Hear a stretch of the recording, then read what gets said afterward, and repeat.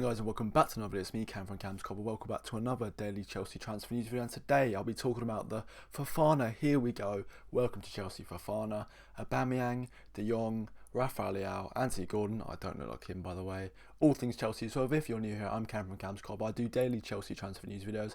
80% of you watch my videos aren't subscribed, so if you get that down, that'd be great. But without further ado, let's go on the first story. Now, of course, starting off with the big news that came out this morning, and that is the Wesley Fofana to Chelsea is all but confirmed, thanks to the Fabrizio Here We Go. So without further ado, let's read his tweet. Wesley Fofana to Chelsea. Here we go. Documents already ready as Leicester and Chelsea reached an agreement on the fee on Friday. Confirmed. Fofana will sign until June 2028 as a new Chelsea player. Fee around 75 million. Add-ons included. Time to prepare documents now. Now, luckily, like I said a week ago, Chelsea needed this deal to be done before the game against Leicester, and what do you know, we play Leicester in about 3.5 hours and the deal is all but done. So both Fofana and Kalidou Koulibaly will hopefully be in the stands cheering on the Blues, but not the Blues of Leicester, the Blues of West London, which is great. Of course, I'm going to go to David Ornstein as well. Chelsea understood to have reached agreement with Leicester City to sign Wesley Fofana after a number of bids rejected. Believe a deal is now in place between Chelsea and Leicester for the 21-year-old French youth international to switch to Stamford Bridge. That was from The Athletic. Just to add more legitimacy, and whilst we're adding legitimacy, let's go to Ben Jacobs. Finally, to say, Wesley Fofana to Chelsea is almost official. Initial fee is around £70 million. Both clubs wanted this one to be done before the game today, less so due to the fixture itself and more just to resolve the saga and give Leicester some time to move in the market. Yes, as I said, Chelsea will play in Leicester today. I'll talk about that later, but three different news stories, three different outlets saying the deal is around £75 million, of course with add-ons. Looking at the stats, I wanted to bring you some stats about his pros and cons, and I'm just going to leave it here. No weaknesses, so that's great. We've signed, what a player, best centre-back in the world. But all seriousness, this was really important to do because we had a whole Jules Koundé saga for about a year. I was expecting him to join, but at the end of the day, I'm more happy that Fofana has joined because 6'3", Premier League proven, 21 years age, 7-year deal, 6 + 1 years, signed until 2028. It's an investment. What a player. So yeah, what a signing. Let me know, Blues, if you're really happy about this. Of course, it's a new centre-back. No more shifts at centre-back for Reece James. He can actually play right wing-back. Anyway, on to the next story. And after this deal was reported, I'm going to go to Times Sport, who have said the new ownership of Stamford Bridge is aiming to make more signings before the transfer window closes, with Everton's Anthony Gordon and the Barcelona striker Pierre-Emerick Aubameyang the main targets. Chelsea is still hopeful, convincing Frenkie de Jong, the Barcelona midfielder, of moving to Stamford Bridge, as the Catalan club aim to remove the Dutch midfielder's wage from their finance. So just starting on Frenkie de Jong, and I'll talk about the other two later. Of course, reports yesterday were saying he would rather take a pay cut and stay at Barcelona than join Chelsea. However, Chelsea, as said, are still pushing for 3 more signings added on to Fofana, which is incredible.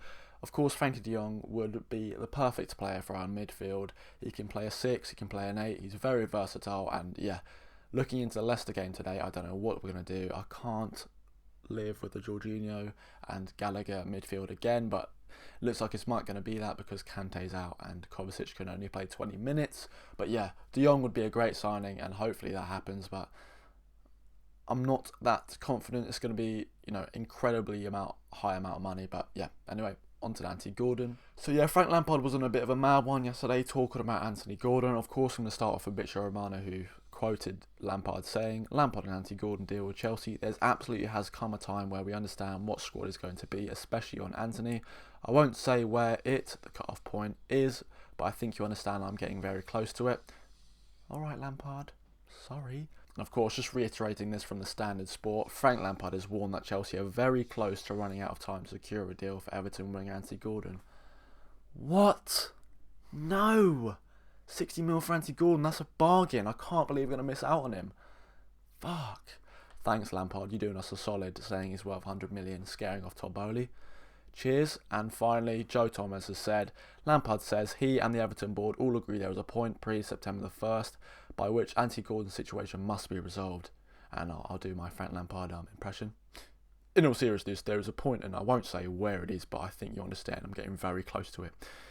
Yep, ignore that. Words from Chelsea legend Frank Lampard. Is he doing us a solid by not getting us to sign Anthony Gordon? Maybe. But this last week he's been saying every day how much he rates him, how he's £100 million worth. But 4 Premier League goals in the league last season, I don't really see how that's worth £60 million. But both Thomas Tuchel and Lampard want him, so who am I to judge? So speaking of Rafael Leao, I'm going to go to Tutto Sport, who have said Jorge Mendes would welcome an offer for Chelsea for his client Rafael Leao, but so far there have been no talks with Milan. Of course you would, Jorge Mendes, you want that sweet Todd Bowley Wonga. And finally, AC Milan manager Stefan Pilot. I don't see any problem with Rafael Leao. He's not distracted by transfer rumours. He's focused on working at best level. Nothing has changed with Chelsea despite links. Milan feel protected by this €150 million release clause. Well, you shouldn't, because Todd Bowley's going to slap the money down. There's nothing you can do about it. Of course, take what managers say with a pinch of salt, because Brendan Rodgers famously said a month ago, no, he's not for sale, and just before we play Leicester, he'll be in the stands at Stamford Bridge wearing a Chelsea shirt, hopefully. So that's all good news. Of course, Rafael Leao, we know, MVP of Serie A last season, 23 years old. Yeah, what a player. I'd happily bring him to Chelsea. Todd Bowley, drop the money, drop the bomb, I don't care. Finally finishing off with Aubameyang.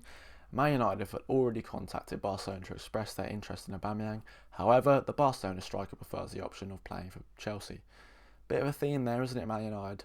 And Barcelona players, really. Frankie de Jong would rather join Chelsea. Aubameyang would rather join Chelsea. Yep, Aubameyang, of course, I thought the deal was going to be done sooner than this, but Man United have to get their grubby mitts involved. Will he join? I don't know. We kind of need a striker guaranteed goals, but I'll leave it at that. Man United can sod off. Thank you guys for watching, and I'll see you tomorrow for more Chelsea transfer news videos. Chelsea versus Leicester today. It's going to be 3-1, I reckon. Hopefully we can get back to winning ways. See you tomorrow, where hopefully I'll break down the 3-1 victory. Thanks, guys.